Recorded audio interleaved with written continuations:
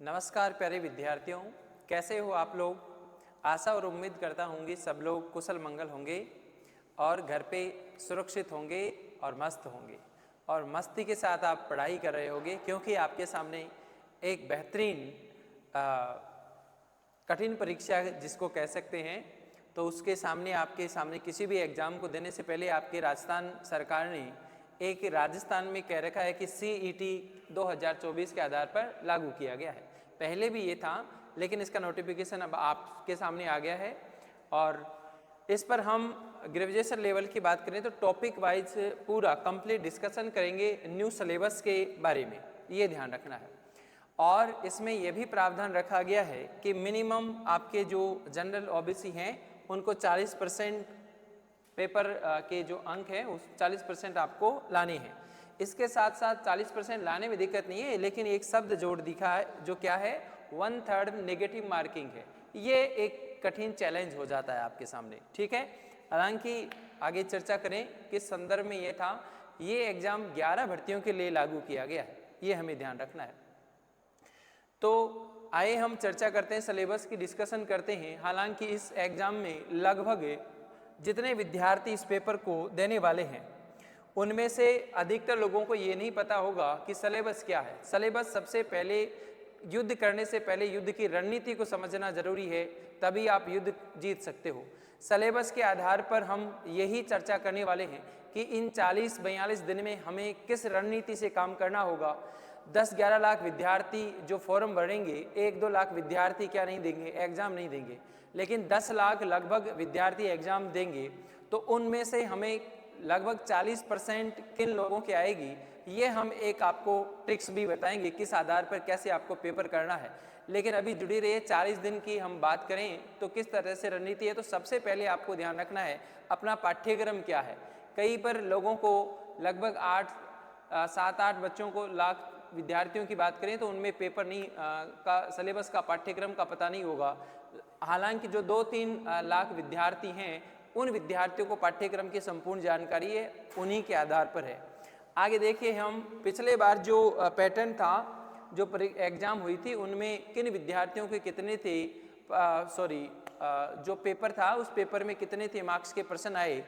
हालांकि हर विद्यार्थी के पेपर में अलग अलग प्रश्नों की संख्या थी, लेकिन हम एक एवरेज की बात करेंगे किस आधार पर एवरेज रहा है। तो इसमें कुल हमने 14 पार्ट में डिवाइडेशन किया है इन पेपरों को। तो सबसे पहले कॉमन एलिजिबिलिटी टेस्ट की बात करें तो इसमें ग्रेजुएशन लेवल के जो प्रश्न हैं उनकी हम चर्चा करने वाले हैं।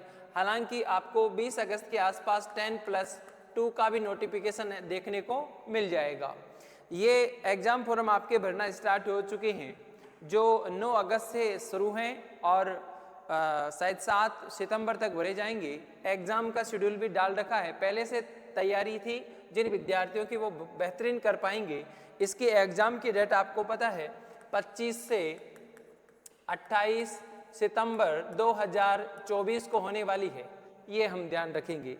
अब हम बात करें कि किस तरह से हमें तैयारी करनी है वो भी, और पाठ्यक्रम में क्वेश्चनों की जो संख्या थी।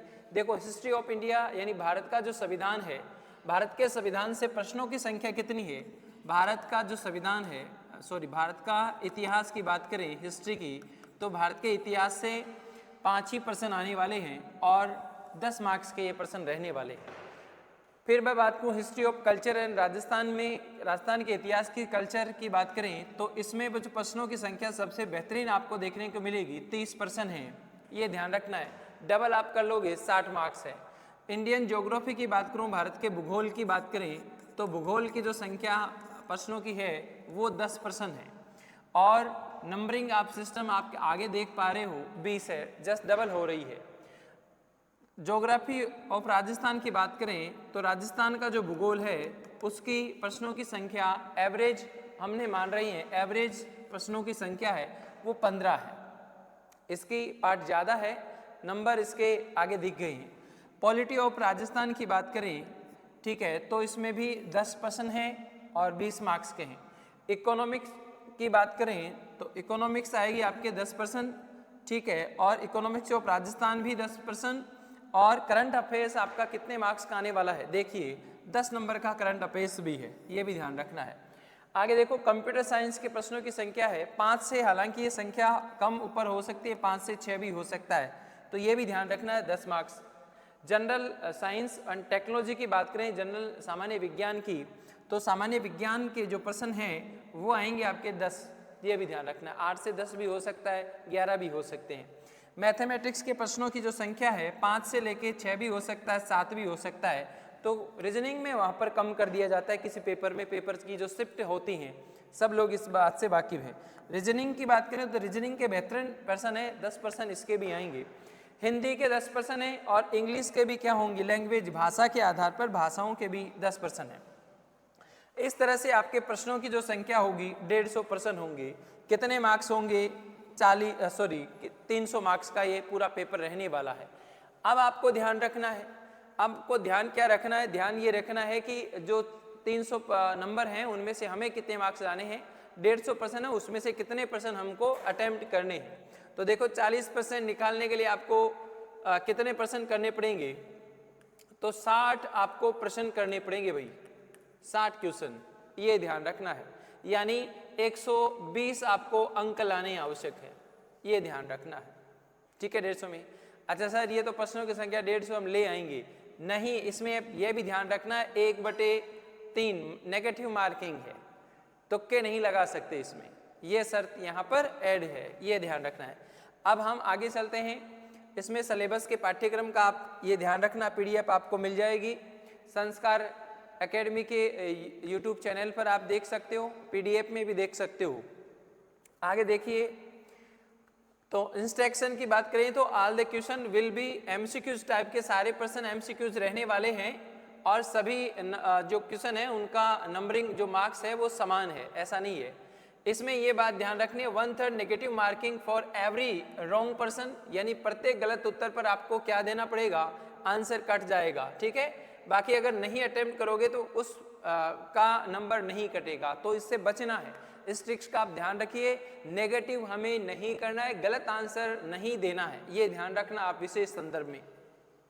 कई बच्चे पूरा पेपर करेंगे, जितने % उन्हें सही किए उससे ज़्यादा गलत भी कर देंगे, तो वो नेगेटिव मार्किंग के आधार पर 40% कवर नहीं कर पाएंगे, ऐसा हमें नहीं करना है। एक पढ़ने वाला विद्यार्थी कभी ऐसा नहीं करता है। फिर देखो टाइम लिमिट क्या है, 3 आवर्स का होगा, लगभग हम कह सकते हैं कितनी मिनट हैं, 150% करने के लिए कितनी मिनट है भाई, 180 मिनट हैं, ये ध्यान रखना है। इसमें आपको ब्लैंक भी यानी गोले हैं जो भरने भी होते हैं, आप ध्यान रखिएगा, और 300 मार्क्स हैं।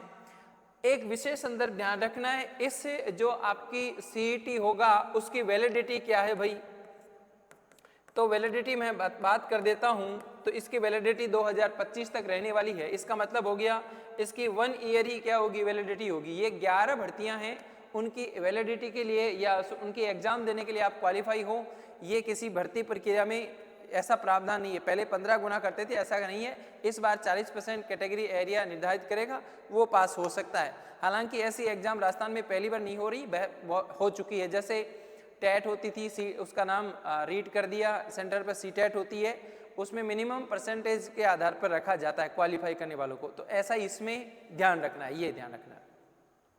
आगे देखिए, बिना समय गवाए हम आगे बढ़ते हैं। तो सबसे पहले हम बात करें पाठ्यक्रम क्या है, आपका सिलेबस क्या है। तो सबसे पहले हमने बात की थी भारतीय इतिहास की, तो भारतीय इतिहास में विशेष संदर्भ में राष्ट्रीय आंदोलन है, नेशनल मूवमेंट की बात की गई है, जिसमें विशेष राजस्थान और भारत के इतिहास में है। तो राजस्थान को संदर्भ में ध्यान रख के इतिहास का अध्ययन करना है। भारतीय इतिहास में महत्वपूर्ण घटनाएं 19वीं और 20वीं शताब्दी में कौन से सोशल और रिलीजन यानी धार्मिक सुधार आंदोलन की भी यहाँ पर चर्चा की गई है। इससे आगे बढ़े, एक पॉइंट ये भी ध्यान रखना है, भारतीय स्वतंत्रता आंदोलन की विभिन्न अवस्थाएं क्या हैं, मतलब 3 हुए थे, असहयोग आंदोलन, सविनय आंदोलन और भारत छोड़ो आंदोलन, ये भी ध्यान रखना है। और देश में विभिन्न क्षेत्रों में उनके योगदानकर्ता और योगदान क्या रहा, ये भी हमें ध्यान रखना है। 1857 की क्रांति बहुत बार, ये तो महत्वपूर्ण पॉइंट है, इसके बिना इतिहास ही अधूरा है, ये ध्यान रखना है। राजस्थान का क्या योगदान रहा, राजस्थान में जनजातीय किसान आंदोलन, जिसको प्रजामंडल में आएगा, राजस्थान की जन जागरण, यानी जिसमें प्रजामंडल का। छोटे पॉइंट हैं, सिलेबस आपका छोटा नहीं है भाई, सिलेबस RS की तरह है, तो ये भी ध्यान रखिएगा। फिर है राष्ट्र, देश आजाद होने के बाद राष्ट्र निर्माण में एकीकरण यानी राज्यों का पुनर्गठन, रीऑर्गेनाइजेशन, और नेहरू युग और उस समय विज्ञान और तकनीकी विकास क्या हुआ, ये ध्यान रखना है। अब देखिए यहाँ से ये हो गया आपका भारतीय इतिहास, इतिहास है लेकिन भारत का इतिहास है ये ध्यान रखिए। इसके बाद है राजस्थान के इतिहास की, जिसमें कला, साहित्य, संस्कृति, परंपरा और विरासत। सभ्यताओं की बात करें तो सभ्यता में कालीबंगा, आहड़, गणेश्वर, बालाथल और बेराट है, ये ध्यान रखिए। राजस्थान के महत्वपूर्ण ऐतिहासिक घटनाक्रम, प्रशासनिक एडमिनिस्ट्रेशन, राजस्व व्यवस्था क्या थी, सामाजिक सांस्कृतिक आयाम क्या। देखिए आगे सिलेबस में हम चर्चा कर रहे थे, राजस्थान इतिहास में देखा जाए तो स्थापत्य कला की प्रमुख विशेषताएं हैं, किले, स्मारक कलाएं, चित्रकलाएं और हस्तकलाएं, हस्तशिल्प जो कार्य उद्योग होते हैं हाथ से बनाने वाले, उन सब के प्रश्न भी पूछे जा सकते हैं। कुछ साहित्य और महत्वपूर्ण कृतियां किस लेखक ने कौन सी पुस्तक लिखी हैं उनकी, और कुछ बोलियां हैं जो क्षेत्रीय भाषाएं हैं, कौन से एरिया में कौन कौन सी भाषाएं प्रसिद्ध हैं, उनका भी हमें ध्यान रखना है। मेले हैं, त्योहार हैं, और लोक संगीत और लोक नृत्य, कौन से एरिया में कौन सा नृत्य किया जाता है, ठीक है, अलग अलग नृत्यों का भी प्रकार है, ये ध्यान रखना है। राजस्थानी संस्कृति की परंपराएं और विरासत, इससे आगे राजस्थान के धार्मिक आंदोलन, संत और लोक देवता, ठीक है, तो आप कमेंट्स करके बताएंगे पंचपीर कौन से हैं वो भी बताना आप। इससे आगे देखो महत्वपूर्ण ऐतिहासिक स्थल भी पूछे जा सकते हैं, प्रमुख राजस्थान के जो व्यक्तित्व हैं या जो लोग हैं उनसे भी प्रश्न पूछे जा सकते हैं, मतलब जो पदाधिकारी हैं उनका भी हमें ध्यान रखना है। इससे आगे राजस्थान का एकीकरण, बड़ा अच्छा टॉपिक है, बहुत सरल टॉपिक है, जटिल टॉपिक नहीं मानना है। ये हो गया अपना राजस्थान का इतिहास। इससे आगे बात करें भारत का भूगोल, ठीक है, उसमें भारत की भौगोलिक विशेषताएं, पर्वत, मैदान, खेत और मैदान है, जलवायु, क्लाइमेट हो गया, और मानसून तंत्र हो गया। फिर है इसी में भूगोल में नदियां, बांध, झील और सागर, ये आपको ध्यान रखना है। वन्य जीव और अभ्यारण्य है, ये भी आपको ध्यान रखना है। हाँ, कौन कौन सी फसलें होती हैं, रबी फसल और खरीफ फसल, तो जिसमें प्रमुख फसलों का भी ध्यान रखना है, गेहूं, चावल, कपास, गन्ना, चाय और कॉफ़ी। ये कहाँ उत्पादन होती हैं और इनके लिए क्या क्लाइमेट की आवश्यकता होती है, कितना तापमान चाहिए, ये भी हमें ध्यान रखना है। प्रमुख मिनरल्स, खनिज की बात करें तो लोहा, एस्क, मैग्नीज, बॉक्साइड, अभ्रक, ये भी ध्यान रखना है। इससे आगे ऊर्जा की बात करें तो परंपरागत और गैर परंपरागत ऊर्जा के जो स्रोत हैं उनका हमें ध्यान रखना है। कोयला हो गया, अब वर्तमान में सौर ऊर्जा आ गई, उन चीज़ों के बारे में अध्ययन करेंगे। प्रमुख उद्योग और औद्योगिक प्रदेश कौन से हैं, आपके राष्ट्रीय राजमार्ग, नेशनल हाईवे, परिवहन के जो साधन कौन से हैं, और व्यापार, इन चीज़ों की चर्चा भी हम करेंगे। तो ये सारी बातें भारत के भूगोल के संदर्भ में हैं। आप कमेंट्स करिए सबसे बड़ा NH कौन सा है, सबसे छोटा कौन सा है, ठीक है। इससे आगे देखो राजस्थान का भूगोल, ये मोस्ट, ये ध्यान रखना है, सबसे ज़्यादा CT में प्रश्न इसी से पूछे जाते हैं क्योंकि राजस्थान के संदर्भ में CT है, ठीक है। तो देखिए सबसे पहले है भौगोलिक संरचनाएं, भू आकृतिक यानी क्षेत्रफल हो गया उसका, जलवायु दशाएं, मानसून और जलवायु प्रदेश, अपवा तंत्र, झीलें, सागर, बांध और संरक्षण तकनीकी। कई बार थर्ड ग्रेड में टाँका वगैरह ऐसा प्रश्न पूछा जा चुका है, टाँका क्या होता है। प्राकृतिक वनस्पतियाँ क्या हैं, ये भी हमें ध्यान रखना है। वन और वन्य जीव अभ्यारण्य क्या है, और मिट्टी का आपको ये भी ध्यान रखना है कौन से एरिया में है, जितनी प्रकार की मिट्टियाँ हैं उनका आप इंग्लिश में भी आप नाम ध्यान रखिएगा, कभी कभी प्रश्न इंग्लिश में दे सकता है वो, ठीक है, ये ध्यान रखना है। आगे रबी की फसल कौन सी है, खरीफ की फसल कौन सी है, जैसे गेहूं को आप कौन से मिलोगे, रबी में, और बाजरा फसल को किस में लोगे, खरीफ में। 3 शब्द खरीफ में आते हैं, 3 शब्द बाजरा में आते हैं, रबी में 2 शब्द हैं, गेहूं 2 शब्द है। गेहूं के साथ आने वाली फसल वो भी आप ध्यान रखिए कौन कौन सी आते हैं गेहूं में, जो हो गया, इसी के साथ आपके जो के साथ कौन सी फसलें आती हैं तो उसके साथ ऐड कर लीजिए। एक फसल और होती है, आपको पता हो तो, जायद की फसल कौन सी होती है? ठीक है, कमेंट्स करके बताइए। आगे देखिए, जनसंख्या वृद्धि, जनसंख्या घनत्व, साक्षरता, लिंगानुपात कितना पाया जाता है, ये भी हमें ध्यान रखना है। प्रमुख जनजातियां क्या हैं, ये भी ध्यान रखना है। ऊर्जा के संसाधन वही हो गया, परंपरागत और गैर परंपरागत। देखो, भारत के संदर्भ में भी और राजस्थान के संदर्भ में भी कंपैरिजन के आपसे ध्यान रखना है। फिर है धात्विक अधात्विक खनिज, पर्यटन स्थल कौन कौन से हैं, ये ध्यान रखना है। यातायात के राष्ट्रीय मार्ग, रेल, वायुयान, ठीक है, राजस्थान विशेष संदर्भ में ये ध्यान रखना है। तो ये राजस्थान का क्या हो गया भाई, भूगोल हो गया। फिर देखो, भारतीय राज्य व्यवस्था की, इंडियन पॉलिटी की बात करें तो भारतीय संविधान की प्रकृति क्या है, लोकतांत्रिक, सामाजिक, गणराज्य जैसे हैं, ये ध्यान रखना। फिर है आपकी प्रस्तावना, उद्देशिका, ये भी ध्यान रखना है। फंडामेंटल राइट्स क्या है, मौलिक अधिकार क्या हैं, डीपीएसपी, राज्य के नीति निर्देशक तत्व क्या हैं, मौलिक कर्तव्य क्या हैं, उनकी रूपरेखा क्या है। हम ये सारी वीडियो संस्कार अकादमी के ऐप पे है, ये सारी क्लासें उपलब्ध है, ध्यान रखिए। संवैधानिक संशोधन की बात करें, इमरजेंसी, आपातकाल, जनहित याचिका, ये भी है। संविधान सभा, संविधान की विशेषताएं, भारत के जो राष्ट्रपति, प्रधानमंत्री, मंत्रिपरिषद, संसद, उच्चतम न्यायालय की चर्चा है। फिर आगे देखो, संघीय राज्य कार्यपालिका, निर्वाचन आयोग, नियंत्रण महालेखा परीक्षक, इसको केग बोलते हैं, CAG keg, controller auditor general. मुख्य सूचना आयुक्त, लोकपाल की बात कर रहे हैं। राष्ट्रीय मानवाधिकार आयोग पूछे जा रहे हैं, स्थानीय स्वशासन, पंचायती राज संदर्भ में, ये पॉलिटी के संदर्भ में है। राजस्थान पॉलिटी की बात करें तो उसमें सबसे पहले प्रशासनिक व्यवस्थाओं का जिक्र है, जिसमें राज्यपाल, मुख्यमंत्री, राज्य विधानमंडल, उच्चतम न्यायालय, लोक सेवा आयोग, आरपीएससी के संदर्भ में है।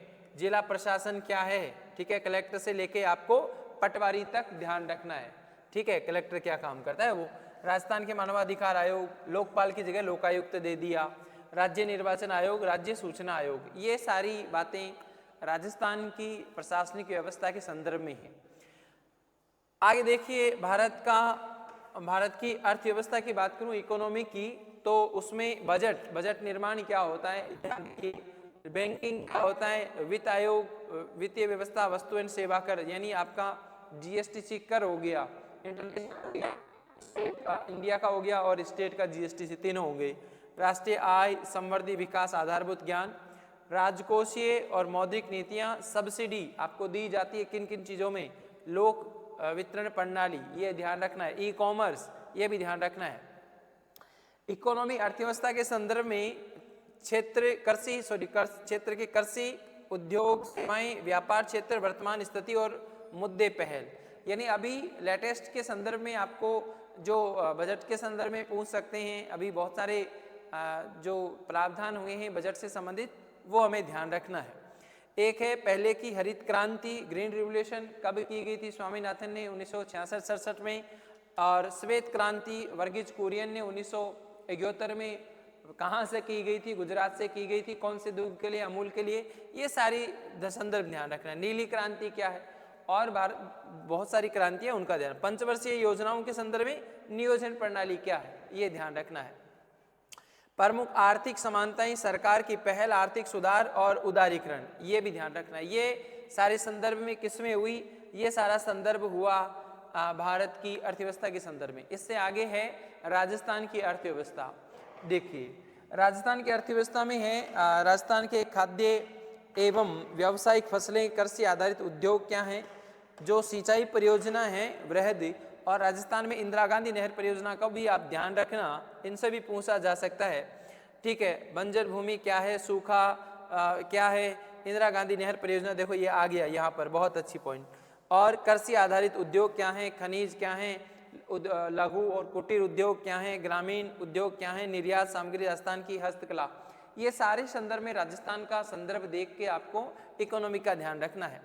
गरीबी, बेरोजगारी, अवधारणाएं, प्रकार, कारण, निदान, उपचार की बात करें, और कुछ फेलोशिप योजनाएं, सामाजिक न्याय और अधिकारिता के संदर्भ में कमजोर वर्गों के लिए क्या प्रावधान है। देखो ये सिलेबस बहुत बड़ा आपको दिखाई दे रहा है, पर्सन यहाँ से हर एक एक पॉइंट को आप ध्यान दो तो इतना बड़ा नहीं है। सिलेबस में जो पॉइंट है उनका नाम ही दे रखा है, हर पॉइंट को यहाँ पर आगे किया गया है। इससे आगे देखते हैं।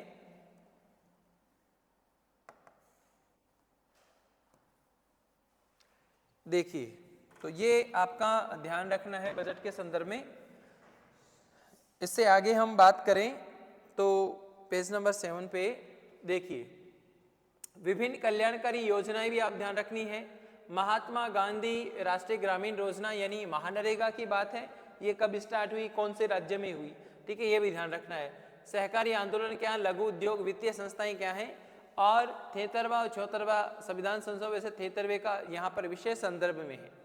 ग्रामीण विकास की भूमिकाएं, ये भी ध्यान रखना है। अब इससे आगे एक पॉइंट आता है आपका साइंस का, और इस संदर्भ में पिछली बार भी बहुत सारे प्रश्न पूछे गए, और तकनीकी दृष्टिकोण की बात करें, प्रौद्योगिकी के संदर्भ में भी आपको ध्यान रखना है।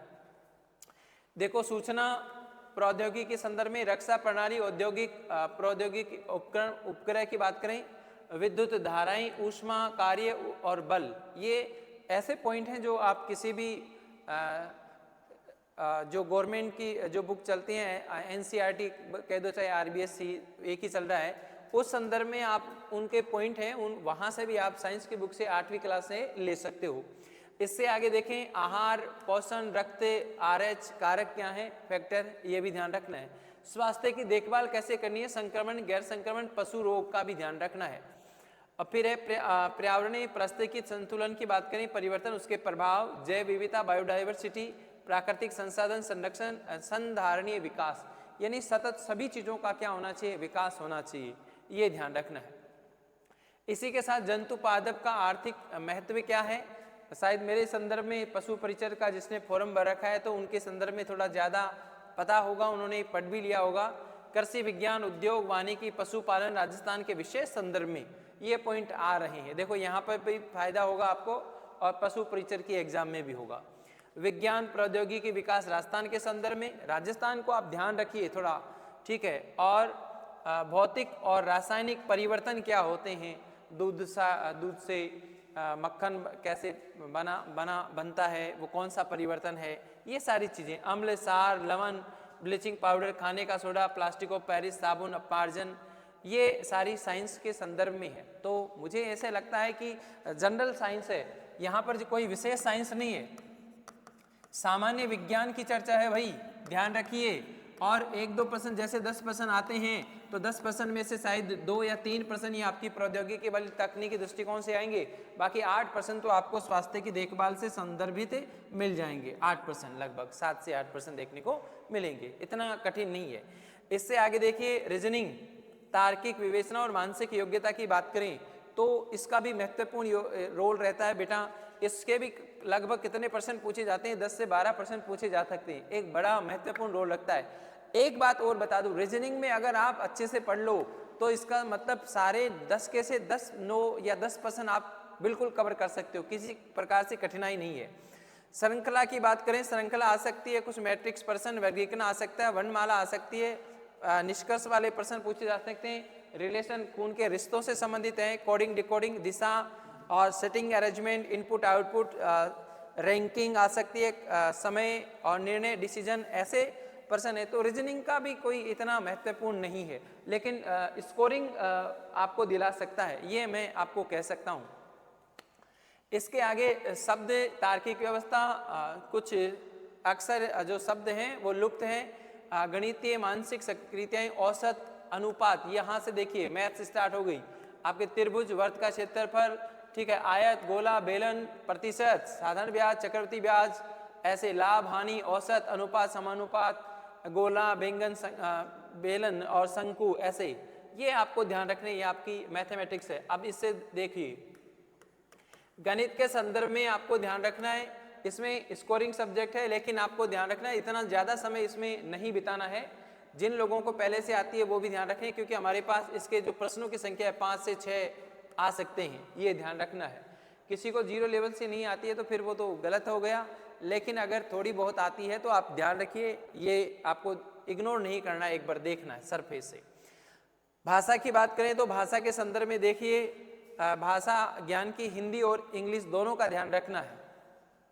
सामान्य हिंदी है, संधि संधि विच्छेद है, संज्ञा सर्वनाम विशेषण क्रिया क्रिया विशेषण कारक अव्यय समास भेद समास पदों की रचना विग्रह उपसर्ग प्रत्यय। हम 9वीं से 12वीं तक की जो पुस्तक आती है उस संदर्भ में ज़्यादा विलोम शब्द पर्यायवाची अनेकार्थ विराम चिन्ह ध्वनि और पारिभाषिक शब्दावली भी पूछी जा सकती है। जैसे ब्यूरोक्रेसी शब्द का हिंदी अर्थ क्या है भाई, पिछली बार भी कई प्रश्न पूछे गए। शुद्ध शब्द क्या है आपको ये भी ध्यान रखना है। वाक्य शुद्धिकरण भी, मुहावरे लोकोक्तियाँ, राजस्थान की हिंदी भाषा की शब्दावली, उसके पत्र पत्राकार संदर्भ में, इसके भी लगभग कितने प्रश्न आएंगे बेटा? 10 प्रश्न आएंगे आपके, ये ध्यान रखना है। 10 प्रश्नों की महत्वपूर्ण भूमिका रहती है। और इसके लिए राजस्थान माध्यमिक शिक्षा बोर्ड की जो पुस्तक आती थी 9वीं से 12वीं क्लास तक, उसको आप एक बार देखिएगा जरूर। इससे आगे देखें, क्योंकि वो पिछली बार का जो पेपर था वो वहीं से एग्जाम्पल से ज़्यादा आया था, ये ध्यान रखिए। फिर जनरल भाषा की है, जनरल इंग्लिश की बात करें, सामान्य अंग्रेजी, उसमें आपके time order, active passive voice, ठीक है, डायरेक्ट इनडायरेक्ट और प्रोनाउंस, ट्रांसलेशन कॉमन की बात की गई है। तो ऐसे इसका इंग्लिश का भी क्या दे रखा है सिलेबस, इसके भी आपको मैं बता दूं। इंग्लिश के संपूर्ण के 10 प्रश्न आने वाले हैं और 20 अंकों का ये प्रावधान रहने वाला है। 10 अंक आएंगे, 10 से 11 भी आ सकते हैं। तो इंग्लिश का भी आप ध्यान रखिए, हर पॉइंट का आपको ध्यान रखना है। आगे देखिए, लास्ट में प्रश्न आते हैं किसके? कंप्यूटर के, कंप्यूटर साइंस, ठीक है। तो इसमें रैम रोम फाइल सिस्टम क्या है, इनपुट आउटपुट डिवाइस क्या है, ठीक है, कंप्यूटर हार्डवेयर सॉफ्टवेयर के बीच संबंध क्या है, ये ध्यान रखना है। ऑपरेटिंग सिस्टम, MS ऑफिस, ठीक है, एक्सेल स्प्रेडशीट पावर पॉइंट क्या है, ये हमें ध्यान रखने हैं। देखो कंप्यूटर के ज़्यादा पॉइंट नहीं है, लेकिन इन चीज़ों को आपको ध्यान रखना है, ठीक है। आगे देखिए, करंट अफेयर से संबंधित आपकी नियमित रूप से संस्कार अकेडमी चैनल पर रोजाना 8 बजे के समथिंग क्या होती है, लाइव आते हैं, तो आप उससे जरूर जुड़िए। तो समसामयिकी करंट अफेयर्स की बात करें तो आपको ध्यान रखना है, राजस्थान, भारत और अंतर्राष्ट्रीय संदर्भ में कुछ समसामयिकी घटनाक्रम और मुद्दे जो चर्चा में चल रहे हैं उनकी भी चर्चा की जाएगी, तो आप ध्यान रखिए। वर्तमान में चर्चित व्यक्ति क्या हैं, कुछ स्थान हैं उनका भी ध्यान रखिए, कुछ संस्थाएं हैं उनका भी ध्यान रखिए। चर्चित व्यक्ति कौन है? अभी आपको हाल ही संदर्भ में, राजस्थान के संदर्भ में 9 राज्यपाल को आपस में बदला गया, तो कौन है, तो वो ध्यान रखना है। आप कमेंट्स में बताइए राजस्थान के नए राज्यपाल किन को बनाया गया है। फिर है कुछ खेल, अभी आपको पता है राजस्थान पेरिस ओलंपिक खेल हुए हैं, उनके संदर्भ में इंडिया को कितने मेडल मिले हैं, खेल और खेलकूद से संबंधित कुछ गतिविधियां, ये सारे आपको प्रश्न ध्यान रखने करंट अफेयर्स के भी, ठीक है। इसमें ऐसा कोई नहीं दे रखा कि कब तक का करंट अफेयर्स पूछा जा सकता है, लेकिन आपको अमूमन 1 वर्ष से लेकर आपको ये जरूर ध्यान रखना है। आगे मैं बात करूं, एक बोर्ड द्वारा उक्त परीक्षा स्कीम पाठ्यक्रम बोर्ड की वेबसाइट पर कमेंट कर रखा है अपलोड, और परीक्षा के संदर्भ में ये कहा गया है कि विकल्प जो संख्या है वो 5 हैं। इस बार विकल्प संख्या 5 आने वाली है, ABCDE। ई क्या संदर्भ अंकित करता है कि आपको ई शब्द भी भरना है। देखिए फिर से मैं कह रहा हूं, आपको कितने टोटल प्रश्नों की जो संख्या होगी वो कितनी होगी, तो टोटल प्रश्नों की जो संख्या है वो कितनी है, तो टोटल प्रश्नों की संख्या की बात करूं तो 150 प्रश्न है, 150 प्रश्न है, और समय कितना है भाई, 180 मिनट है। 180 मिनट में के बाद यानी एक प्रश्न को करने का 1 मिनट है आपके पास, और उसमें मैथ और रीजनिंग भी शामिल है, ध्यान रखिए। और इसी के साथ एक बात और ध्यान रखनी है, जो मिनट हैं आपको गोले भरने हैं, तो आपको लगता है कि इस आधार पर यानी 2.5 घंटे के आसपास है, आधा घंटे में हम गोले कितने भर सकते हैं वो आपको ध्यान रखना है, और 10% से ज़्यादा गोले खाली नहीं छोड़ने हैं। यानी कहने का मतलब हो गया कि आपको 5 ऑप्शन भरने, अगर किसी को आंसर नहीं आता है तो आपको 5 नंबर का ऑप्शन, ई ऑप्शन भी भरना अनिवार्य है। एक बात और बता दूं, इस कोर्स की जो वैलिडिटी की बात करें तो CET की जो वैलिडिटी है वो 1 वर्ष रहने वाली है। कितने वर्ष रहने वाली है? 1 वर्ष इसका संदर्भित दे रखा है, ये ध्यान रखनी है। 2024 की जो वैलिडिटी है वो 1 वर्ष के लिए है, 1 वर्ष रहेगी। इसमें लगभग कितनी वैकेंसियां आने वाली हैं, तो वैकेंसियां 11 वैकेंसियां हैं जिनके संदर्भ में ये भरा जाएगा। राजस्थान ज़्यादातर अधीनस्थ बोर्ड की जो हैं वैकेंसियाँ, उनके संदर्भ में आपको ये ध्यान रखना है। और आपको टाइम किस तरह से मैनेजमेंट करना है आपको ध्यान रखना है। जितने प्रश्न आते हैं उनके हिसाब से आपको 150 मिनट में करने का प्रयास करना है। अच्छा, जो प्रश्न नहीं आता है उसके भी लिए आपको ई ऑप्शन जरूर भरना है, ई भरना है। अब आपको मैं बता दूं कि जनरल और ओबीसी के लिए कैटेगरी के आधार पर देखा जाए तो कितने % रखा है, 40% रखा है।